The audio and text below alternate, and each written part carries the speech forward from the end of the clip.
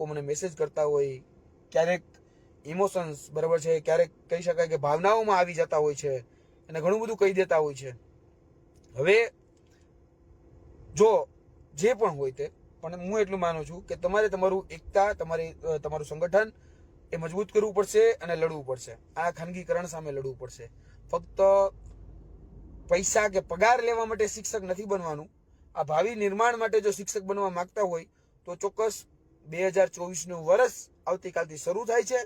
આવતીકાલથી વ્યવસ્થિત રીતે નવી ઉર્જા, નવા જોમ અને નવા જુસ્સા સાથે એ લડી લેવાની જેનામાં તાકાત હોય ને, એ 1, 2, 3, 4, 5 એ સંગઠન બનાવી અને લડે રાખે.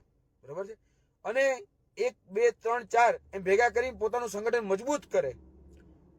તમે જ્યારે લડશો ને ત્યારે યુવરાજસિંહ તમારી પડખે હશે ને હશે જ.